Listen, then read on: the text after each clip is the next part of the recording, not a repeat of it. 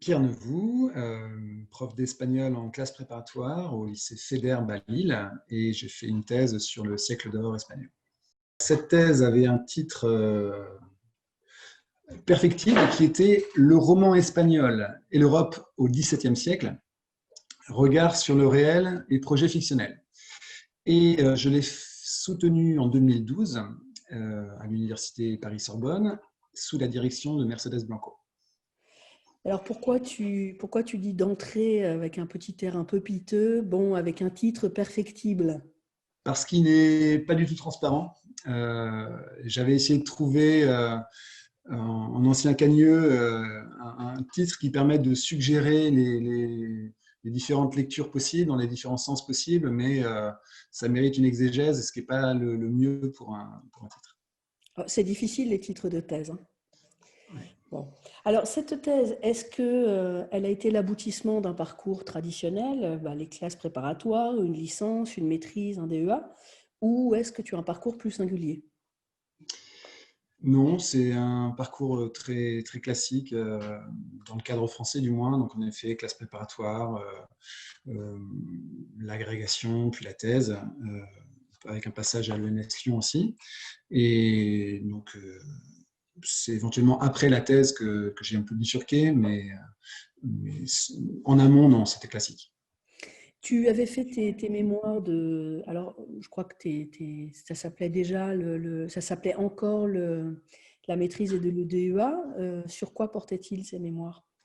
Alors, la maîtrise, qui s'appelait encore ainsi, c'était sur un poète du XVIe siècle, Gutiérrez Cetina, que j'avais découvert à la faveur du programme de l'ENS Lyon à l'époque.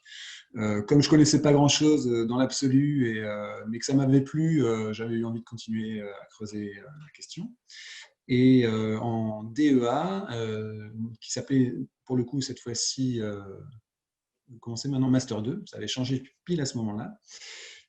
C'était sur un des romans qui a été l'objet de ma thèse, Estebanillo González. C'est un roman qualifié souvent de dernier rejeton légitime du genre picaresque, qui a été publié en 1646 à Anvers. Et voilà, j'avais commencé à travailler dessus en DEA, tout en étant à Berlin. Donc c'était déjà, je donnais un cadre européen un petit peu à mon travail, comme dans la thèse. Quel a été l'élément déclencheur pour avoir envie de travailler sur ce sujet-là, le formuler de cette manière-là, l'envisager de cette manière-là, et avec le corpus dont tu vas certainement nous parler? Alors, ça n'a pas du tout été une évidence au début, puis finalement, ça s'est imposé comme tel, mais j'ai longtemps tâtonné, beaucoup. Euh, pour expliquer un peu comment j'y suis venu, je pense qu'il faut que je remonte un peu en amont. Au terme de l'agrégation, je suis parti un an en Amérique latine, notamment au Pérou, pour enseigner le français, puis aussi pour prendre un peu de recul. Et peut-être, malgré ce recul ou en raison de ce recul, ça a réactivé une conviction que j'avais déjà depuis quelques années, selon laquelle beaucoup de projets auxquels je tiens au niveau collectif, disons, doivent se faire à l'échelle européenne. Et donc, j'étais tiraillé entre l'envie de continuer les études et la recherche, en particulier en littérature, et une aspiration à être plus dans l'action directe. C'était l'année d'ailleurs du référendum sur le projet de constitution européenne. Et bon, finalement, donc, j'en étais même à douter du fait de faire une thèse ou non. Euh, ou bien je me demandais si je ne ferais pas une thèse sur, par exemple, le, la contribution de l'Espagne dans le projet européen, la construction européenne depuis son entrée en 86 dans l'Union. Mais bon, j'ai quand même été rattrapé par la littérature, et quand j'ai fait part de mes états d'âme à ma directrice de recherche qui me suivait depuis la maîtrise, Mercedes Blanco, bon, elle m'a proposé dans un premier temps des idées de sujets que j'ai explorés. Alors, d'abord sur des choses plus directement liées avec l'histoire, donc le rôle par exemple de Saavedra Fajardo, qui était à la fois ambassadeur et grand humaniste, et donc sa vision de l'Europe, ses connexions avec le monde intellectuel.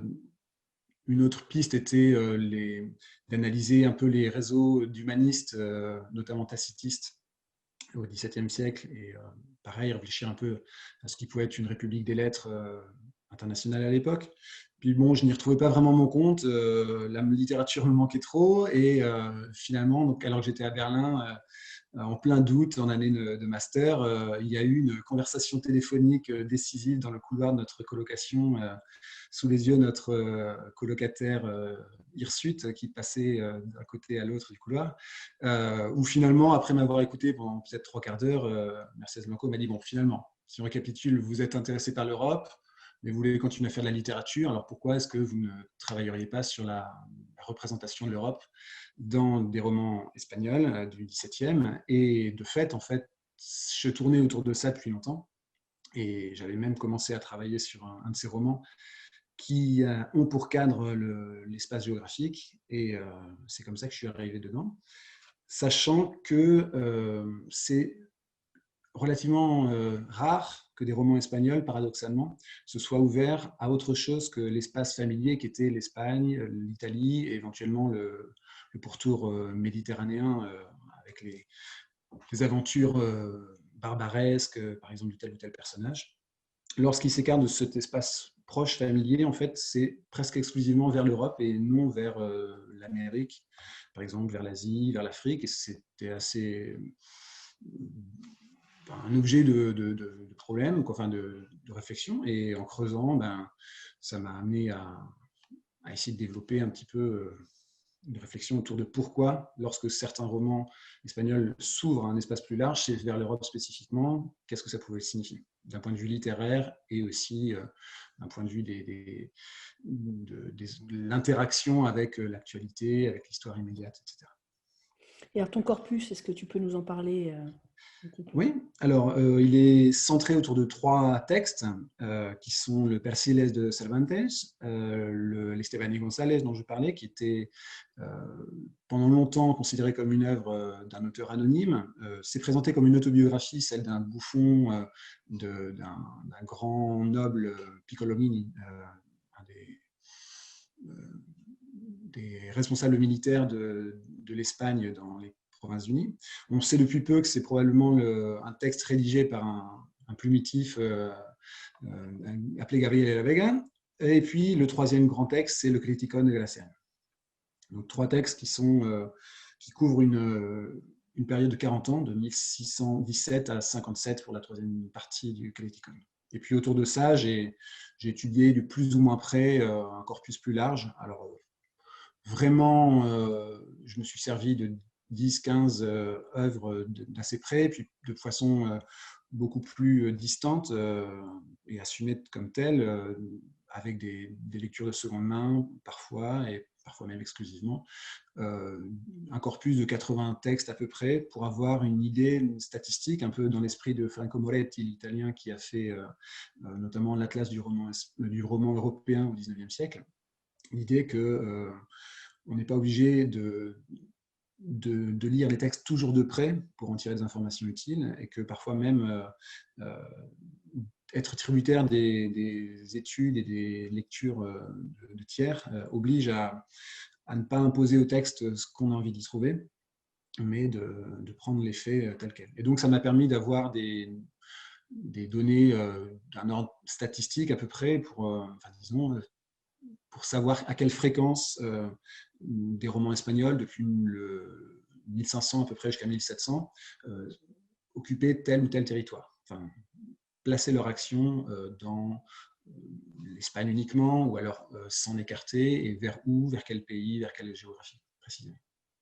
Et alors dans ces trois œuvres principales, donc, qui constituaient le cœur de ton corpus, tu as trouvé des représentations très différentes, où il y a un discours dans l'air du temps, ou des personnages peut-être qui sont récurrents? Comment est-ce que tu as vu? Alors, il y a il y a des convergences, il y a aussi beaucoup de nuances, mais pour m'en rendre compte, j'ai commencé par un détour qui est d'examiner quelles étaient les représentations qui circulaient à l'époque, donc la première moitié du XVIIe siècle, sur l'Europe. Représentation géographique, représentation culturelle, on pourrait dire, de ce qu'était une conscience en développement de l'Europe.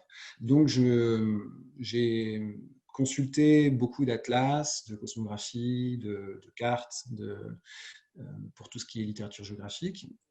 J'ai aussi essayé de reconstituer un peu comme un jeu de pistes hypothétique, mais quelles pouvaient être les sources auxquelles étaient susceptibles d'accéder les auteurs de mon corpus. Et j'ai également regardé d'autres types d'écrits ou de représentations graphiques, visuelles qui contribuaient à un imaginaire géographique, à créer un imaginaire autour de l'Europe. Donc en particulier les géographies, les architectures éphémères dans les fêtes publiques, qui mettaient en scène des allégories des continents, par exemple. Et puis, tout ce qui est les médias proto-journalistiques, on va dire, donc les avisos, ce qu'on appelle en français parfois les canards ou les relaciones de sucesos, qui étaient des petits écrits publiés autour en général d'événements ponctuels, de nouvelles récentes, et qui étaient circulés, qui étaient diffusés par des vendeurs ambulants, et puis comment dire, qui trouvaient comme ça leur public aussi de bouche à oreille. Et l'intérêt donc de ce détour par des œuvres non littéraires, d'abord, c'était de voir que tous ces vecteurs, quoique multiples, tendaient à offrir une image relativement figée, homogène et embellie de l'Europe. Donc, notamment la littérature géographique, et pas uniquement par respect des autorités précédentes, parce que parfois elles prennent des libertés avec les écrits de grands auteurs qui précèdent, mais donc ces différents auteurs d'atlas, de cosmographie, de cartes, avec les illustrations qui vont avec, tendaient à faire de l'Europe non seulement une partie du monde à part entière, comme si c'était une évidence, alors que bien sûr diviser de la planète en continent, c'est une convention arbitraire qu'a créée l'Europe, et non seulement donc une partie du monde, mais la première, et dotée d'attributs incontestables qui seraient l'usage de la raison, la prédisposition à gouverner les autres, etc. Du côté des relations, des pasquins, des libelles, etc., que j'ai consulté aussi, en revanche, là, c'était plus une vision qui mettait l'emphase sur l'antagonisme entre nations, les conflits politico-confessionnels, mais sans vraiment une hauteur de vue. Si ce n'est que par la circulation de ces informations-là, il y avait quand même un espace européen qui se créait, puisque l'Europe, c'était l'espace du conflit, de la lutte entre États naissants. De cette Europe qui se constituait peu à peu comme non plus la chrétienté, mais un espace d'État-nation qui en passe de le devenir et qui cherchait à se constituer en équilibre par le rapport de force, la diplomatie aussi. Et donc face à ça, face à ces visions relativement monolithiques de l'Europe, je me suis rendu compte que dans les romans étudiés, il y avait beaucoup plus de contradictions, de nuances, et aussi peut-être de vision d'ensemble parfois.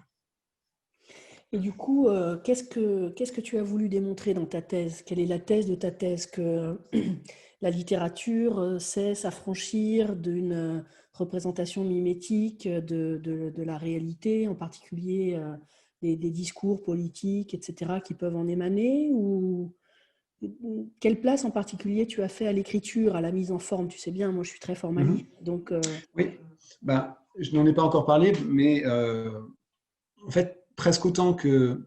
Alors, un des aspects de la thèse, c'était d'essayer d'examiner si la littérature pouvait contribuer à apporter une vision propre, enfin pas la littérature, mais telle œuvre précisément pouvait contribuer à apporter sa vision propre sur un imaginaire collectif et le renouveler, le questionner, le problématiser, etc. Et par ailleurs, un autre volet plutôt du projet était de tenir compte de la dimension proprement géographique de l'espace narratif, quelque chose qui, jusqu'ici, n'est pas vraiment très examiné par par les études littéraires. On est quand même, en tout cas dans le monde, enfin, dans les critiques que j'ai pu examiner sur le Persillès par exemple, ce qui domine, c'est la démarche bakhtinienne de chercher à examiner les chronotopes et une évolution linéaire de l'histoire de la littérature qui irait vers toujours plus de réalisme et de vraisemblance, l'aboutissement de l'histoire étant Dostoïevski et le roman psychologique russe, par exemple. Donc, cette emphase sur les chronotopes, ou aussi l'intérêt pour les, comment on appelait ça, chez Yuri Lotman, les champs symboliques. Il y a différentes approches, mais principalement celle-ci, qui tendent à minorer vraiment la dimension proprement géographique. Or, il me semble que choisir un territoire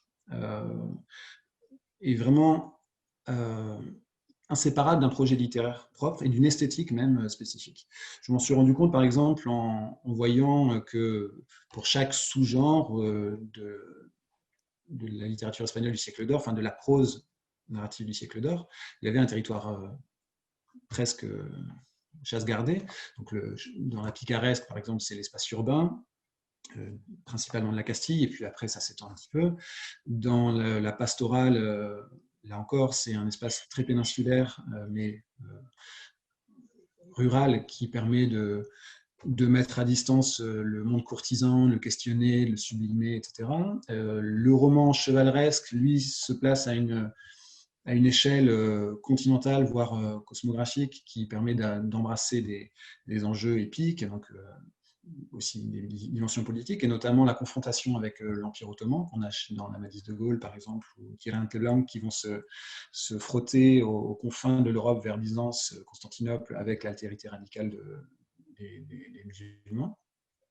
Mais cette même question de la frontière avec le monde musulman est traitée de toute autre façon lorsque, dans le roman morisque, par exemple El Abencerraje, ou dans la nouvelle Osmini de Araja insérée dans Guzmán de Alfarache, on voit que cette frontière entre chrétiens et musulmans donne lieu à des interactions beaucoup plus fines, beaucoup plus nuancées, parce que c'est la proximité aussi d'un monde plus connu. Et donc, si on étend à ça, initialement, on peut voir donc et pour le roman byzantin, j'aurais pu dire autre chose, mais il y a des territoires privilégiés par chaque roman, par chaque genre narratif. Et l'intérêt pour les romans que j'ai étudiés d'opter pour un territoire européen, c'est que ça permet d'une part l'hybridation entre les genres, les matières, les thématiques, de renouveler ces genres préexistants avec un apport spécifique. Et donc l'écriture elle-même va, par exemple pour le Persillès, ce n'est pas un hasard si après le Quichotte, par exemple, qui se passe à une échelle péninsulaire, enfin, après ou en parallèle, parce qu'on ne sait pas vraiment les dates de rédaction. Cervantes a peut-être écrit le Persillès parfois en parallèle du Quichotte. Mais ce Persillès se passe à une échelle beaucoup plus vaste, qui est celle aussi des romans grecs hellénistiques, et ça permet d'embrasser des questions qui sont bien au-delà des intrigues amoureuses, celles pour faire référence à, pour moi, l'étude essentielle sur le Persillès de Michael Armstrong Roche, qui est un critique franco-américain. Il a parlé d'un roman épique. Donc en gros, il s'agit pour Cervantes, dans le Persillès, d'affronter toutes les grandes questions de l'épopée, la question du pouvoir, de l'empire, de la religion, du rôle de l'amour aussi, de l'individualisme, enfin, des questions individuelles face au collectif, de les prendre au sein d'un récit narratif, enfin romanesque, et de faire un divertissement de grande qualité, mais sérieux, avec des vraies questions de fond. Alors, on a bien compris le rôle très important qu'a joué ta directrice de thèse, puisqu'elle a été une bonne conseillère pour t'amener progressivement vers ton sujet avec beaucoup de patience. Est-ce que, en dehors d'elle, il y a des gens qui ont joué un rôle particulier, que ce soit d'un point de vue personnel ou universitaires ou simplement de conseils pédagogiques dans la fabrication et l'écriture de cette thèse? Il y en a beaucoup, oui. C'est difficile de dire par où commencer. Alors bien sûr, si je m'en tiens à l'aspect académique, je pense que déjà, même si c'est lointain, l'influence que ça a pu avoir sur la thèse elle-même, la rencontre avec mon professeur d'espagnol en prépa a été décisive, je pense, pour choisir, ne serait-ce que l'espagnol comme matière de cœur. Monsieur de Guernel à Rennes, au lycée Chateaubriand. C'est par son étude de Cetina, puis du Perro de Artelano, l'année suivante de Lope, que je me suis rendu compte que parmi les 3 heures qu'il y avait au programme chaque année, c'était décidément celle du siècle d'or qui m'attirait le plus. Et ça me semblait fascinant, peut-être par la distance aussi un peu plus grande entre le siècle d'or et des œuvres plus contemporaines. Donc il y a eu cette influence décisive de M. Desgarnel. Ensuite, bien sûr, les rencontres de différents professeurs, de camarades de recherche. Je ne vais pas tous les nommer, mais par ailleurs, bien sûr, sur le plan personnel, oui, Élise, ma compagne, qui elle a été dans la même galère, si je puis dire, puisqu'elle a fait une thèse en parallèle. Sans elle, la thèse n'aurait pas du tout ressemblé à ce qu'elle est. Alors, je ne dis pas qu'elle soit très aboutie, mais ce qui est sûr, c'est que je n'aurais pas pu la faire sans. Alors même qu'on ne s'est pas lu mutuellement, c'est une grande culpabilité. Nous n'avons jamais pris le temps de lire nos thèses respectives, alors même qu'on y a passé 5 et 6 ans côte à côte. Mais il faut dire qu'on a mis en commun 2 enfants pendant la thèse aussi, ce qui fait qu'on avait d'autres façons d'échanger là-dessus. Et bon, j'imagine que comme tout doctorant, le parcours n'a pas été que un chemin semé de pétales de rose, que de temps en temps il y a eu quelques épines sous les pieds. Donc, parle-nous un peu des difficultés que tu as rencontrées et puis le cas échéant, si tu as des petites recettes pour les dépasser. Alors, les difficultés sont multiples, comme pour la plupart des doctorants, je suppose. La première qui me vient, c'est le côté très laborieux de l'écriture elle-même. J'y ai passé longtemps, je crois que j'ai dû en tout écrire pendant un an et demi, à un rythme de 2, 3 pages dans les grands jours. C'était vraiment éprouvant, et surtout la note de bas de page numéro 17 de la journée. Au bout d'un moment, on ne sait plus penser autrement qu'avec des bas de page, enfin, avec des notes. Donc ça, c'est difficile. Par ailleurs, une des difficultés, c'était essayer de concilier un enseignement de qualité et puis l'avancée du travail. J'avais parfois l'impression de toujours tricher. Soit je préparais beaucoup mes cours et dans ce cas-là, je passais pas assez de temps à la thèse, soit je travaillais plus intensément à la thèse et j'ai l'impression de ne pas préparer assez précisément mes cours. Donc ça, c'était quelque chose de difficile à gérer. Et par ailleurs, donc, en plus des choix personnels, puisque nous avions décidé de fonder une famille et il fallait quand même être présent, ça obligeait à beaucoup d'efficacité, de pas, lorsqu'on est au travail, d'y être complètement sans se disperser. Et enfin, je dirais que le manque de. Enfin, je n'ai pas pu passer beaucoup de temps en Espagne pour consulter les sources, par exemple. Et, donc ça exigeait à être efficace lorsqu'il y était. Et aussi, ça obligeait enfin, ça a été un avantage peut-être aussi de ne pas se disperser, pas chercher toujours à trouver plus de sources, plus d'études, etc. Voilà. Voilà, vous avez la compagnie là, de l'assistance. On va C'est peut-être une couper source ça aussi. d'inspiration. Une source d'inspiration.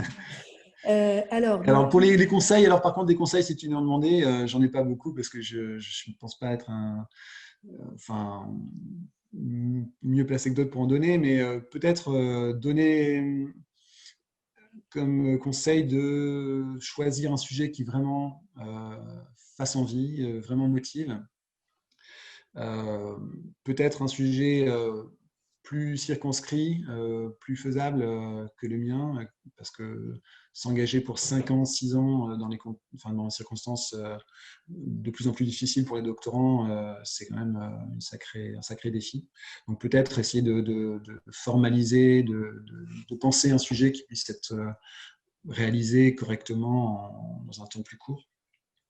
Et puis continuer à vivre, essayer de garder un équilibre, sortir quand il n'y a pas de confinement, lire autre chose que la thèse, respirer un peu, je pense que ça peut aider aussi. Bon alors, passé l'obstacle de la note numéro 17, arrive la soutenance. Et est-ce que tu peux commencer par nous dire qui étaient les professeurs qui composaient ton jury? Oui, alors en plus de Mercedes Blanco, bien sûr, le président du jury était Franck Lestringant, qui est un professeur de lettres à la Sorbonne. Il y avait aussi Araceli Guillaume Alonso, qui est historienne à la Sorbonne, enfin, dans le département d'études hispaniques, mais qui donc faisait partie du jury, ainsi qu'Alexandra Merle, qui est professeure à l'université de Caen, et Aurora Ejido, qui est donc une grande professeure, une sorte d'éminence de l'hispanisme en général et du siècle d'or en particulier en Espagne. Et enfin, il y avait Michael Armstrong-Roche, dont je vous ai parlé tout à l'heure, qui, plus qu'un... J'aurais dû en parler tout à l'heure quand on était question des personnes à qui je devais beaucoup. En fait, j'ai eu la chance de découvrir ce livre qu'il a publié en cours de ma thèse sur le Persides. Alors, dans un premier temps, il y avait une forme de dire « Ah non, c'est pas possible, il a vu ça, j'ai pas réussi à le voir moi. » Mais en fait, c'était de page en page des éblouissements successifs et d'une très grande finesse, une humanité, ça respirait au travers des pages, beaucoup de respect des études antérieures, beaucoup de recherche de la vérité sans polémique vaine, etc. Et aussi énormément de profondeur de vue. Et il se trouve que je l'ai rencontré à un colloque ensuite. J'avais fait venir son livre par le prêt interbibliothécaire. Merci à ce système des universités. Hein. J'avais reçu son livre 2 semaines, 3 semaines avant le colloque et je suis allé avec à ce colloque, je l'ai rencontré là-bas et ça a été le début d'une amitié, surtout à distance, puisqu'il habite aux États-Unis, mais très fructueuse et voilà. En effet, ça fait partie des beautés d'une thèse, ces rencontres-là qui permettent non seulement de penser les questions qu'on aborde de façon beaucoup plus aiguë, pointue, etc., mais aussi de rencontrer des gens avec qui ça a une syntonie presque immédiate. Et voilà, c'était très beau aussi. Alors, quel souvenir tu gardes de cette journée, de ta soutenance? Alors, c'est bête, hein, mais la première chose dont je me souviens, c'est la salopette de mon petit garçon de 6 mois que je portais dans l'escalier juste avant la thèse. Mais à part ça, la présence en effet des proches, parfois venus de façon, par surprise, c'était très touchant. Et pour ce qui est de la partie académique elle-même, j'ai apprécié beaucoup la qualité de la lecture des membres du jury. Leurs suggestions, toujours très constructives, bienveillantes et pertinentes, pour m'inviter à rectifier certaines approximations, prolonger, préciser et suggérer aussi des projets ultérieurs pour aller au-delà de ce que j'avais pu ébaucher. Et donc, de façon générale, oui, la générosité et puis la bienveillance qui a régné dans ces échanges, c'était quelque chose d'intéressant et d'agréable. Et alors, dans quelle mesure l'enseignant en classe préparatoire que tu es et le chercheur que tu es probablement resté continuent d'être influencés par ce travail de thèse? Alors, au quotidien, malheureusement, je ne peux pas vraiment aborder le siècle d'or, si ce n'est grâce à une œuvre qui, chaque année, est au programme de l'ENS Lyon. Il y a toujours une œuvre classique, et donc ça permet de garder le contact avec cette période de prédilection. Mais au-delà de ça, je pense que, comme pour tous les doctorants, cet exercice de la thèse m'a accentué une prédisposition au sens de l'effort, de la persévérance, de chercher à préciser les choses, à être plus exact. Et puis aussi à réaliser deux choses. Réaliser qu'on n'épuise jamais en fait une œuvre importante. Il n'y a pas de lecture définitive et que on peut souvent la renouveler. Donc il faut quand même un minimum de modestie pour l'aborder avec honnêteté. Et par ailleurs aussi que l'approche, enfin essayer de croiser les approches peut être nourrissant, peut contribuer à une lecture moins bornée, moins étriquée peut-être des œuvres. Donc ça, c'est une des choses aussi que je ne l'ai pas fait de façon tout à fait délibérée dans un premier temps. C'était plus par goût personnel. Je voulais être à la fois, pendant la thèse, à la croisée de l'histoire, de la géographie, de la littérature, de différentes approches théoriques pour l'analyse littéraire. Mais cette espèce de syncrétisme, surtout s'il était un peu affiné d'un point de vue méthodologique, je pense peut donner beaucoup, plutôt qu'une approche exclusivement formaliste ou exclusivement contextualiste, etc. Alors, par curiosité, cette année, au programme de l'œuvre classique au programme de l'ENS, c'est quoi? C'est-à-dire, dans quoi es-tu plongé corps et âme? Alors, je ne suis pas vraiment plongé dedans encore, parce que pour l'instant, je suis dans Vargas Llosa, mais ce sont les églogues de Juan de Encina.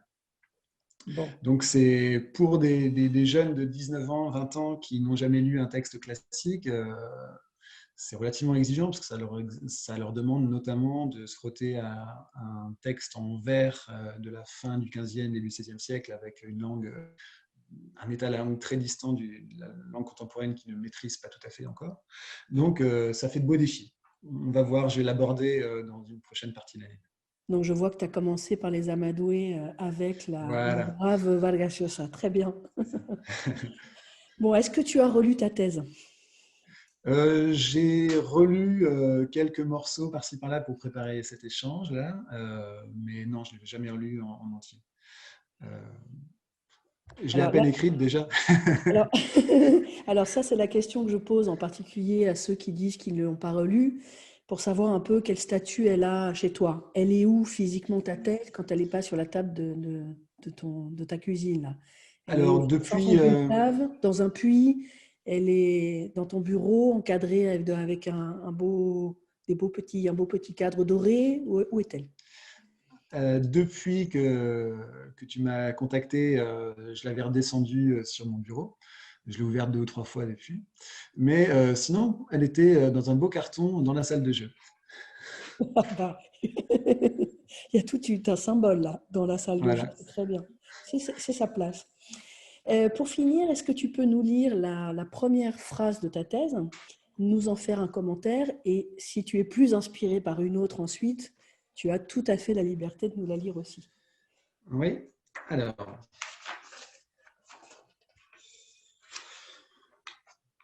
euh,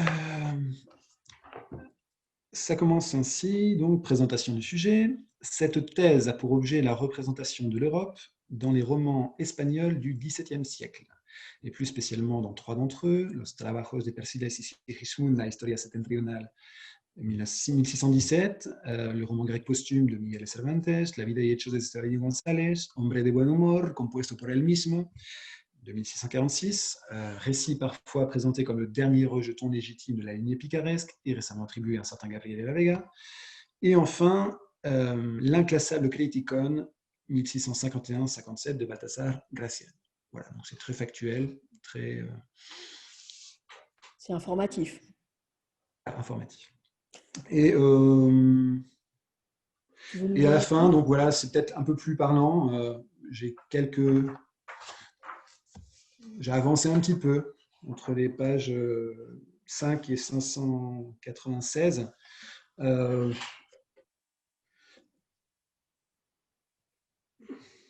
j'ai bon, je ne vais pas tout lire, ce serait trop long, mais l'idée à laquelle j'arrive à la fin, c'est que je reprends une citation de Franco Moretti, donc ce critique qui a écrit un atlas du roman européen entre 1800 et 1900. Et il postulait l'existence d'une affinité étroite entre le roman et l'État-nation, c'est-à-dire que l'État-nation a trouvé le roman pour rentrer dans l'imaginaire des gens, et le roman a trouvé l'État-nation pour se diffuser.